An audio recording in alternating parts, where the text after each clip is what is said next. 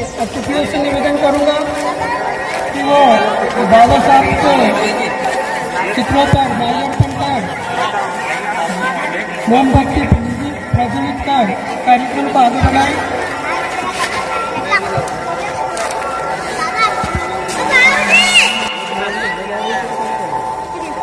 आदरणीय सोम सिंह जी पूर्विया मंच पर आए।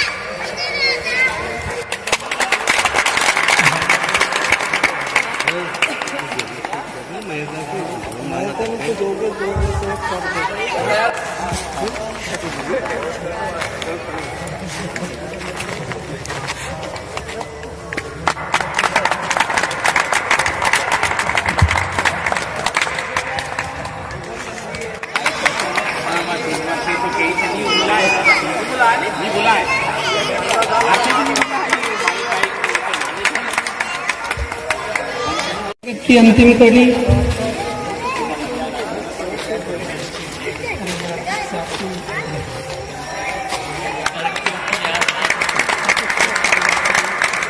संयोजन के सम्माननीय अध्यक्ष साहब प्रदीप पूर्विया जी राधेश्याम जी का स्वागत करेंगे। आदरणीय डॉक्टर साहब राधेश्याम जी।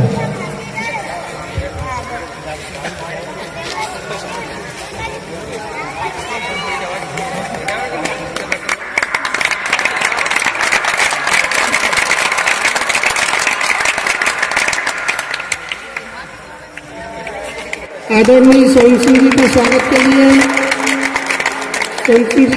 के लिए भैया राम स्वरूप जी मालवी आए।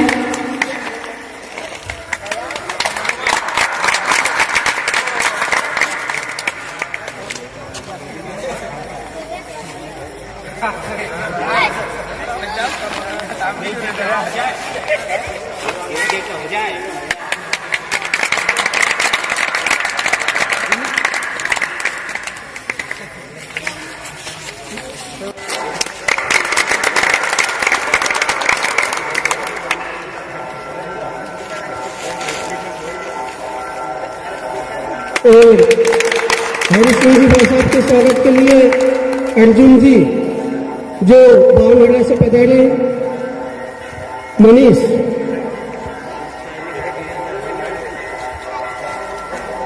और आदरणीय सरपंच साहब के स्वागत के लिए दीपक जी पूर्विया अध्यक्ष, उनका स्वागत करें।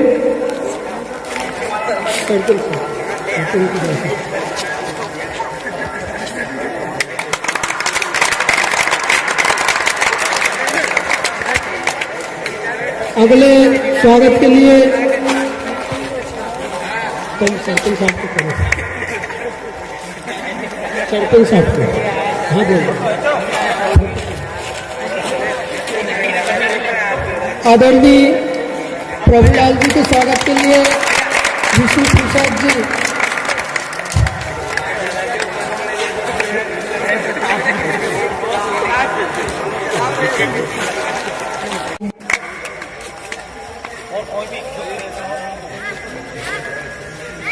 कि कहीं न कहीं वो संत महापुरुष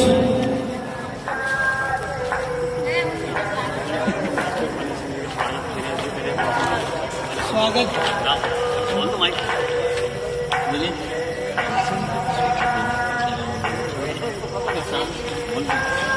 सामने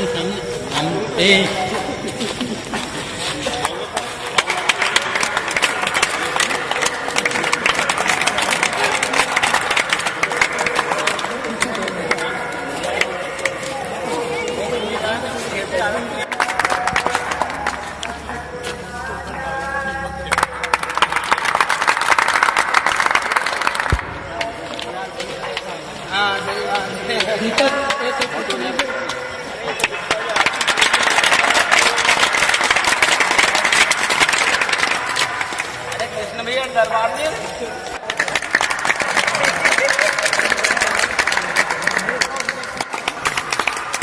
कुछ नाम छूट जाए तो उसके लिए क्षमा प्रार्थी हूँ।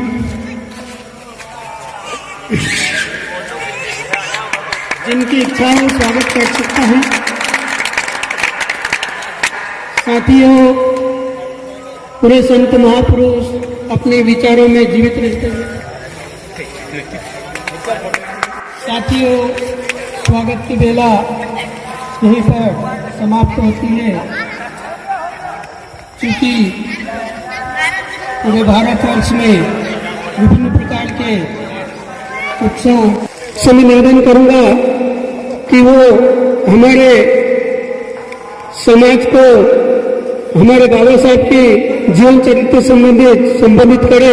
आदरणीय सरपंच साहब,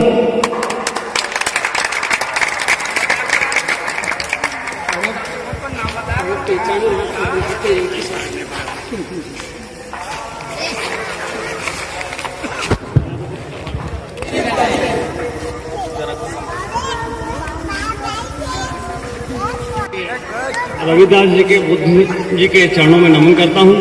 साथ ही सभी युवा साथियों को मेरी ओर से जय श्री राम। अब हमें पहले सभी को खड़े होकर ऐसे हाथ करके संकल्प लेना है। सब खड़े हो जाओ। आचार्य जी, एक पंक्ति आप बोल दो, बस एक पंक्ति में बोलूंगा और एक हम भारत के लोग, भारत को एक संपूर्ण संपन्न समाजवादी पंथ निरपेक्ष लोकतंत्रात्मक गणराज्य बनाने के लिए तथा उसके समस्त नागरिकों को सामाजिक, आर्थिक और राजनीतिक न्याय, विचार विभक्ति, विश्वास धर्म और उपासना की स्वतंत्रता, प्रतिष्ठा और अवसर की क्षमता प्राप्त करने के लिए तथा उन सब में व्यक्ति की गरिमा और राष्ट्र की एकता और अखंडता सुनिश्चित करने वाली भव्यता बढ़ाने के लिए दृढ़ संकल्प होकर इस संविधान सभा में आज तारीख 26 नवंबर 1949 ईस्वी मिति मार्गशीर्ष शुक्ल सप्तमी संवत 2006 विक्रम को एतद द्वारा इस संविधान को अंगीकृत अधिनियमित और आत्मर्पित करते हैं।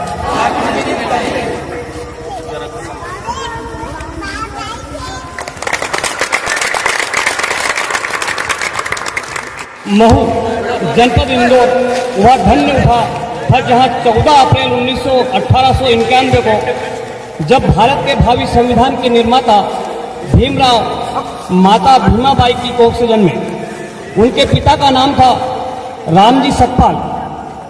महाराष्ट्र प्रदेश के रत्नागिरी जिले के अंबावाड़े नामक गांव के वे निवासी थे। वे जाति के महार थे, अत्यंत निर्धन परंतु धार्मिक प्रवृत्ति के थे। बालक का नाम मां के नाम पर भीम पड़ा। माता पिता की 14वीं संतान होने के नाते परिवार के लोग उन्हें स्नेह से भीम को पिता का 14वां रत्न भी कहते थे। भीम के जन्म के 3 वर्ष पश्चात 1894 में पिताजी ने सेना में सूबेदार के पद से अवकाश ग्रहण कर लिया। मासिक पेंशन पर निर्वाह करना था, अतः सतारा से स्टोर कीपर के रूप में नौकरी स्वीकार करनी पड़ी। परिणाम स्वरूप श्री रामजी सकपाल का पूरा परिवार सतारा चला गया। रामजी सकपाल का स्थानांतरण गोरेगांव के लिए हो गया। पत्नी भीमाबाई व दोनों पुत्र सतारा में ही रहे। भीमाबाई अस्वस्थ हुई और संसार से विदा हो गई। बालक भीम की आयु इस समय केवल 5 वर्ष की ही थी। मां के निधन पर अत्यंत दुखी हो फूट फूट कर रोए। सन 1913 में पिता की छत्रछाया सिर से उठ गई। इससे उनका दुख और बढ़ गया।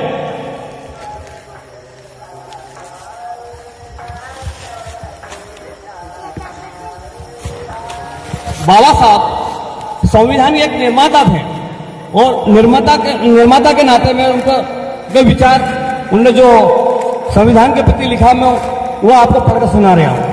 26 जनवरी 1949 को संविधान निर्मात्री परिषद ने भारतवासियों की ओर से नया संविधान स्वीकार कर लिया। परिषद के अध्यक्ष डॉक्टर राजेंद्र प्रसाद जी ने कहा कि संविधान निर्माण के कार्य को पूरा होते देख मुझे सबसे अधिक प्रसन्नता है। जिस उत्साह, लगन और ईमानदारी से संविधान रचना समिति और विशेष रूप से उनके अध्यक्ष डॉक्टर अंबेडकर जी ने अस्वस्थ होते हुए भी कार्य किया, उसको देखकर मैं कह सकता हूं कि डॉक्टर अंबेडकर जी को संविधान का दायित्व देकर अत्यंत महत्वपूर्ण निर्णय लिया था। डॉक्टर राजेंद्र बाबू ने आगे कहा कि इस प्रकार स्वतंत्र भारत के संविधान डॉक्टर अंबेडकर जी ने अपनी बुद्धि, प्रतिमा और योग्यता की हर कीमत चुकाकर देश को एक नया संविधान भेंट कर दिया। संसार में ऐसी मानसिकता, ऊंचाई और शाश्वत प्रतिभा के धनी कर्मठ महापुरुष कभी कभी अवतरित होते हैं। स्वतंत्र भारत का नूतन संविधान स्वयं अंबेडकर जी द्वारा लिखा गया था। संपूर्ण देश ने सारे अधिकार आज उन्हीं को सौंप दिए थे। संविधान निर्माण में वरिष्ठ नेताओं का पूरा सहयोग भी हृदय से मिल रहा था। हिंदू समाज के इतिहास का एक कलुषित अध्याय समाप्त होने का यह स्वर्णिम और अविश्वसनीय क्षण आ गया। इस देश का प्रत्येक हिंदू अपने संवैधानिक अधिकारों को में कानून के सामने समान होने जा रहा था। इस अछूत प्रथा को समाप्त करने के लिए जो प्रस्ताव विस्तृत किया जाना था, उसके लिए देश के लोहा पुरुष सरदार वल्लभ भाई पटेल स्वयं प्रस्तुत हुए।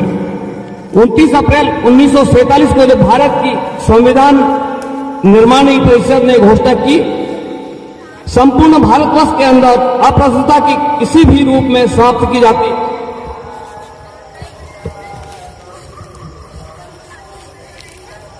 यदि किसी भी प्रकार की अयोग्यता और बवाद लादा गया तो इसे दंडनीय अपराध माना जाएगा।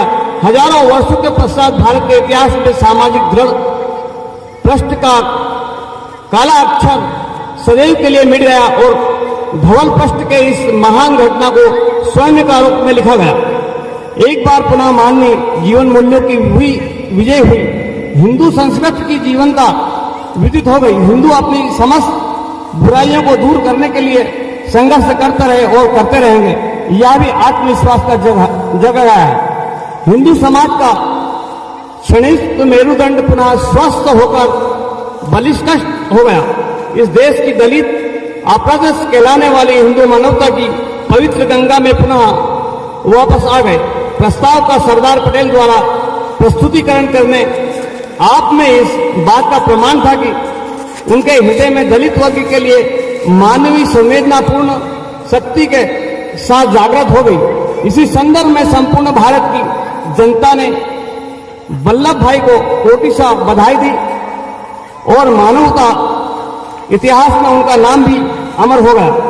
संसार में सभी समाचार पत्रों ने इस कार्य की मुक्त कंठ से प्रशंसा की। डॉक्टर अंबेडकर जी का एक स्वप्न पूरा हुआ, लेकिन अभी बहुत कार्य शेष था। सभी हिंदुओं को एक रखने के लिए हिंदू कोड बिल लागू किया गया था। मैंने जो डॉक्टर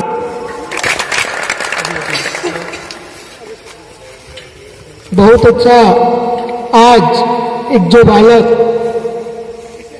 अभिषेक नाम का बालक, अभिषेक पूर्विया, ये जो इस बच्चे के अंदर एक साहस उत्पन्न हो रहा है, ये भी एक बाबा साहब की ही बदौलत है।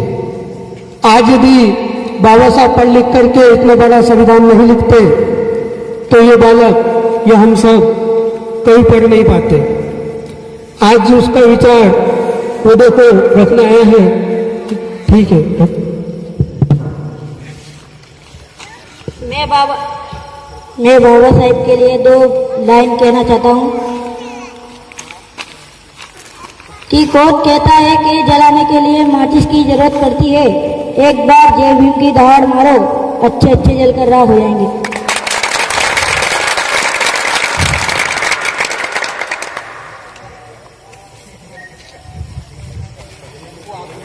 जो मौत से डर गया उनके कर्मों में दाग है। जो मौत से डर गया उनके कर्मों में दाग है।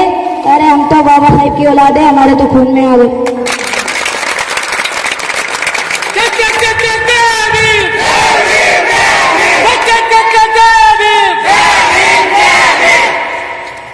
समुद्र का पानी माप सके ऐसा कोई माप नहीं। अरे समुद्र का पानी माप सके ऐसा कोई माप नहीं। आसमान की ऊंचाई माप सके ऐसा भी कोई माप नहीं। और तू संविधान बदलने की बात करता है पगले। नया संविधान लिखने की तेरी औकात नहीं। जय भीम।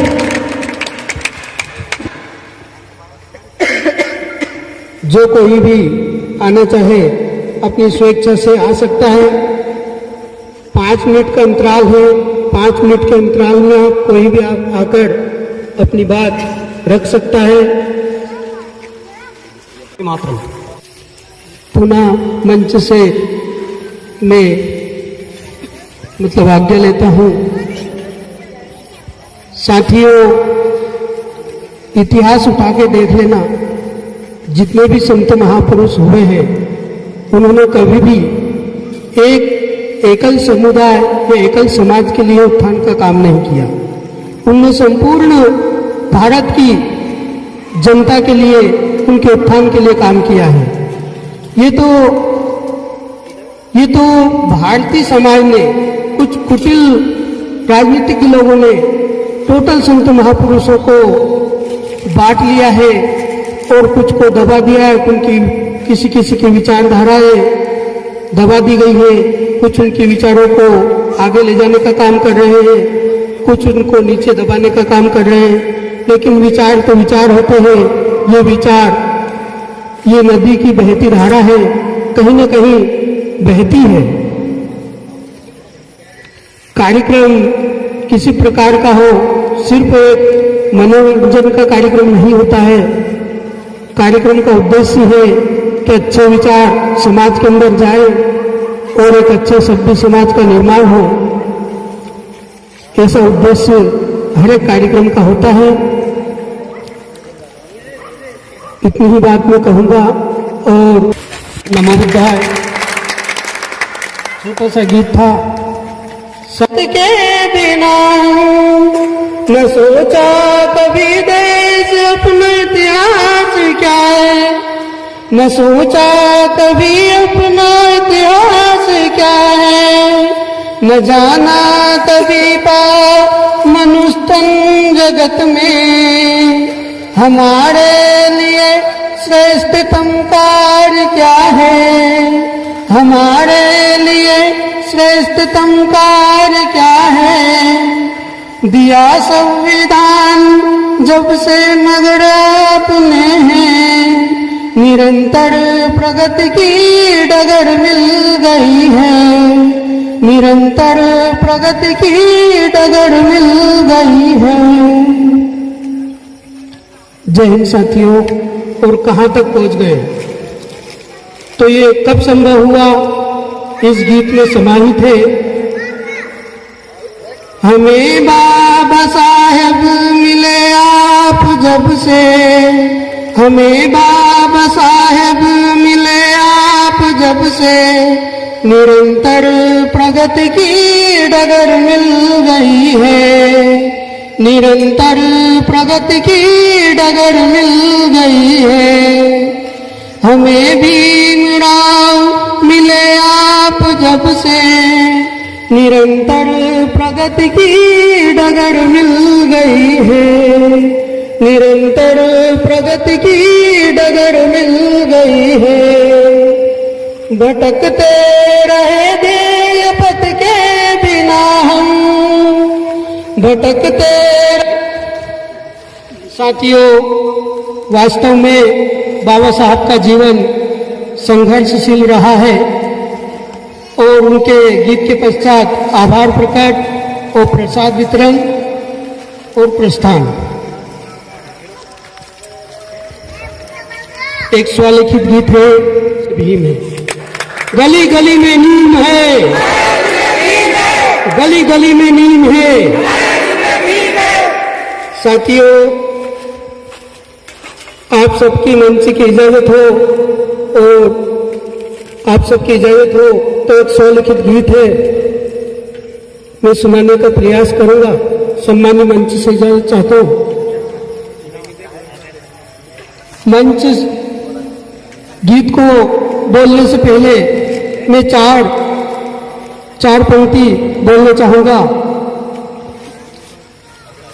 कभी जब भेड़ियों का झुंड तुमको घेर ही ले तो, कहीं जब भेड़ियों का झुंड तुमको घेर ही ले तो, अगर मरना पड़े तो 4-6 को मार के मरो। अगर मरना पड़े तो 4-6 को मार के मरो। इसके बाद कार्यक्रम के आभार प्रकट हेतु कार्यक्रम का आभार प्रकट हेतु आदरणीय प्रदीप जी पूर्विया आए और कार्यक्रम का आभार प्रकट करें।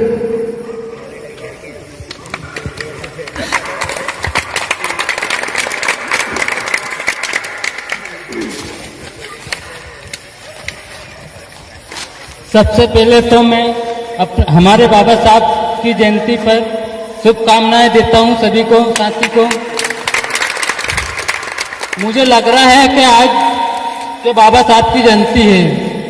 आप सभी बोलो लपक के जोर से, जय भीम, जय भीम। मैं बाबा साहब के लिए 2 शब्दों में कुछ शायरी कहना चाहता हूं। नींद खोकर अपनी जगाया हमको, नींद खोकर अपनी जगाया हमको, आंसू गिराकर हंसाया हमको, जिनको जमाना कहते हैं बाबा साहब जिनको। जय भीम।